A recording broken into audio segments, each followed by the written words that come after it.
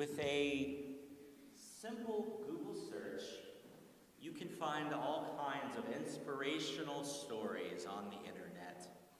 Stories of people who have overcome the adversity in their lives, from everyday people like you and me, to some more common household names like Abraham Lincoln, Oprah Winfrey, Stephen Hawking, and of course, Helen Keller.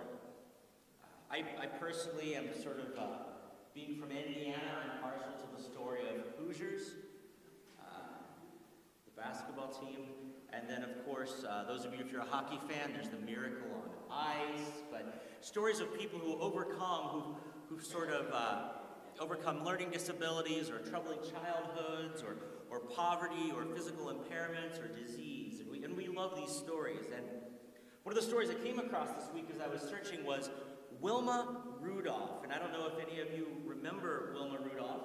A couple of you are a little bit older than I am.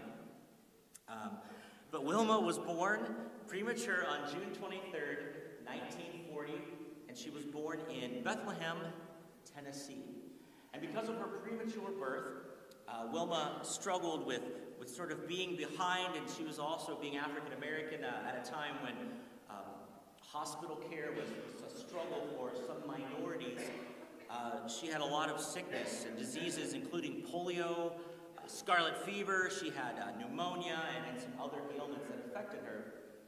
And she actually, when she was a child, had to wear braces on her legs in order to walk, similar to what, remember the movie Forrest Gump? Forrest Gump, let's try that again, Forrest Gump, kind of how he did. And she, actually, her parents would drive her to therapy and they would massage her legs, trying to help her legs because the one leg was deformed. And she actually, when she was 9 years old, the braces came off. And she was able to walk, and she soon started running and began playing basketball. And then the next thing you know, she actually said, "My doctors told me I would never walk again. My mother told me I would. I chose to believe my mother." And she proved to be an incredible athlete, caught the attention of a local track coach at Tennessee State University. And while she was in high school, she would actually then go to the college to train. And in 1956, she won a bronze medal as a part of the 4x100 relay at the Melbourne Olympics. Not being satisfied, she continued on and went to East Tennessee State, and she actually began running there for their team and went back to the Olympics in 1960 in Rome and became the first American woman to win 3 gold medals in the 100, 200, and 4x100 meter relays. And that year, she was actually called the world's fastest woman, and the Associated Press named her the Female Athlete of the Year. And this is all from a little girl who was born premature, who couldn't walk with the help of braces. And she soon became an international track star. So we love stories like this, don't we? We really love the stories of the underdog. We like rooting for them. The NCAA tournaments going on. How many people were really hoping that Auburn would beat Virginia? People were rooting, and unfortunately it didn't happen. But we wanted number 5 to beat number 1 because we root for the underdog. But how many of us feel like the underdog? How many of us, we want to root for the underdog, but in the back of our minds, we're like, well, why can't that be me? Why can't I be that self-made millionaire? Or why can't I have that luck? Why can't somebody, you see these stories of people that help others and they pay off things. Why can't that be me that somebody helped? Or why can't it be me that has this great story online? Or we watch even our friends on Facebook, and why can't that be me that's going to, Aruba? Or why can't that be me that's in Florida? Or why can't that be me that's got the new car? We do this, don't we? Like we root for the underdog, but there's this part of us that just wishes it was us.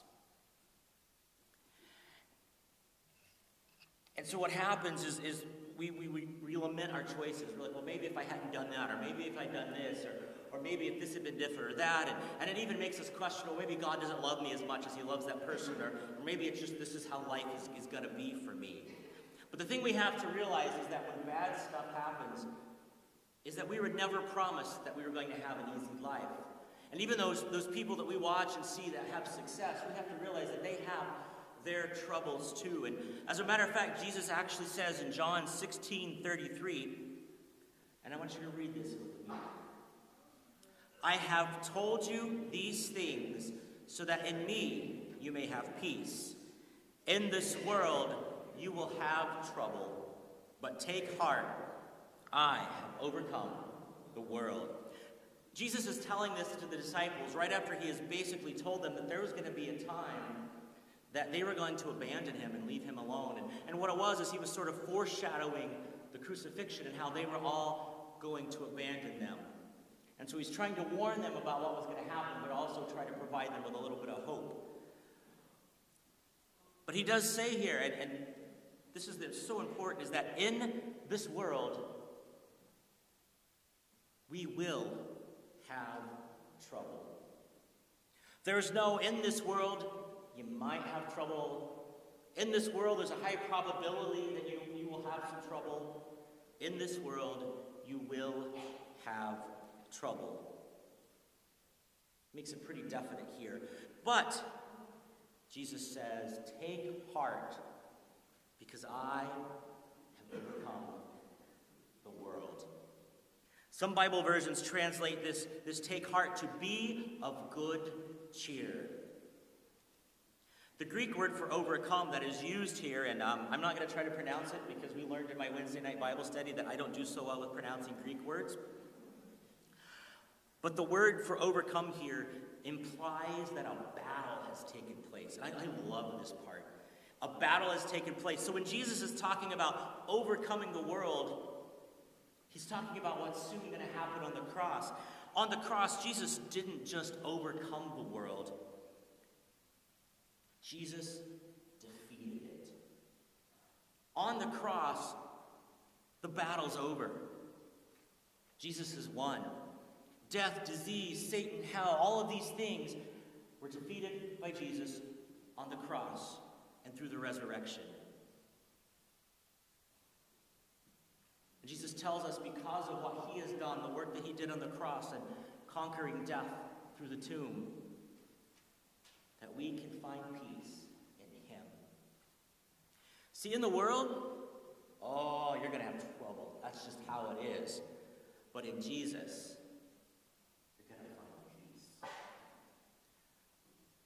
but as long as we make the world greater than Jesus in our lives, all we're going to see is the trouble. When our focus is on this world or the things of this world, all we're going to notice is the trouble that surrounds us. And I don't know about you, but these days it seems like there's a lot of it. But see, when our focus is on Jesus and in Jesus, we're going to have peace. And we're going to notice this peace through him. See, either way, bad things are going to happen. It's just that we'll find peace in the midst of knowing that no matter what trouble comes our way, that Jesus has already overcome it. And that through his help, we can overcome it too. Author Brene Brown says this: I went to church thinking it would be like an epidural, that it would take the pain away, but church isn't like an epidural. It's like a midwife. I thought faith would say, I'll take away the pain and discomfort.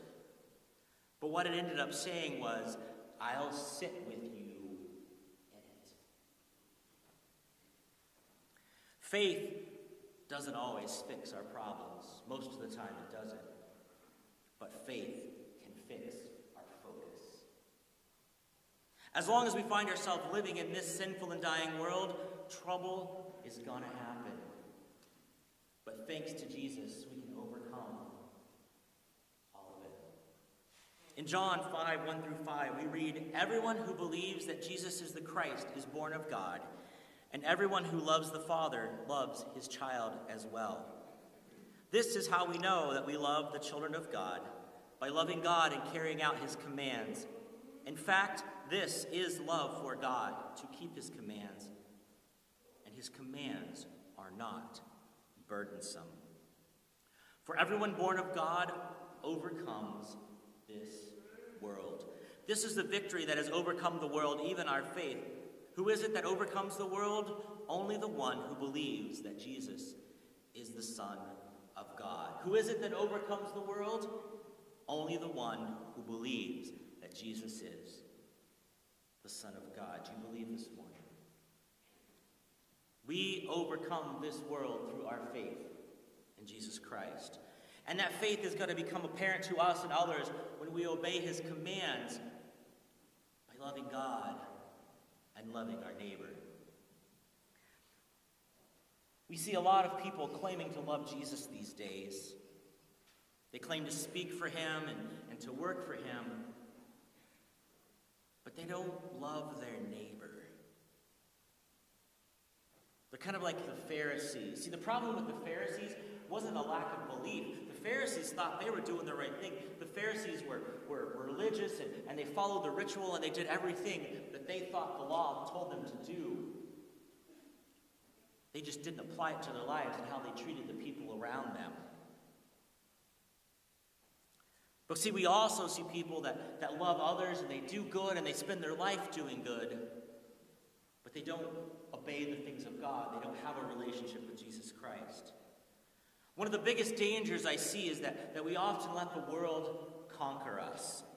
Alexander McLaren says this: "The world conquers me when it comes between me and God. The world conquers me when it comes between me and God.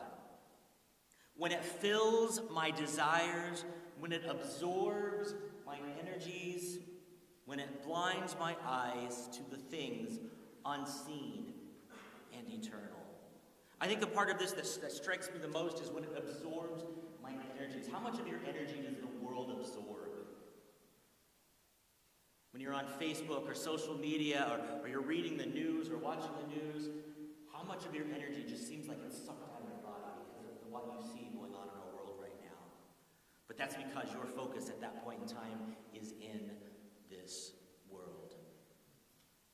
When we allow the world to blind us to the thing of God, when those things that are unseen and eternal are out of our focus, we find ourselves in the world instead of being in Jesus. And we're in the world and we don't have Jesus. Guess what we're gonna have? Trouble. In your worship folder this morning, you'll find your Life Talk notes, and I want to draw your attention to these if you have them in front of you. I came up with a list of some of the things that often are trouble for us. Things like friends, our relationships, family, even things like some mental illness, job, different things that sometimes often cause us trouble in this world. And if you're looking at that, your list, and you're like, well, something's missing, go ahead and add it. You have your right to do that. But I want us to look at this list. And in the space to the left of it, I want us to sort of go through this list and write which those things that we think are greater than or less than Jesus to us this morning. So if you write a greater sign that is open to the left, that means for you, Jesus is greater than whatever that trouble might be.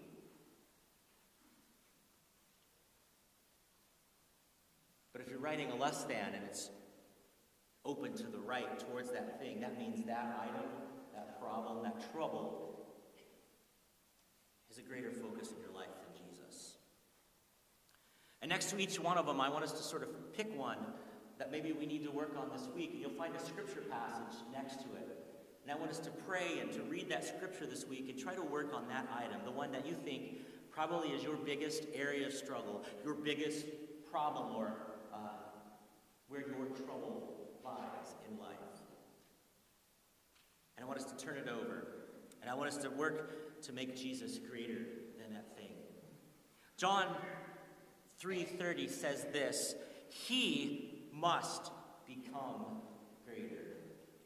I must become less."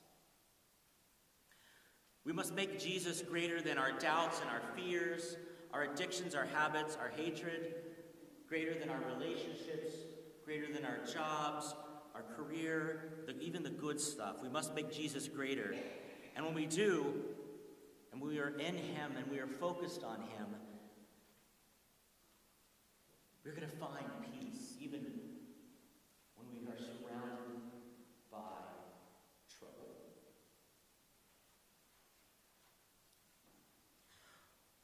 Over the past couple of weeks, we've been collecting cardboard testimonies from some of you. And we've been asking you to share a struggle or something that you have overcome or are working to overcome through the help of God. And as the praise team comes forward, I want to ask, in a moment, those of you that have turned a cardboard testimony in to come forward as well. And we'll line up along the front and share these. But when I first started asking for these,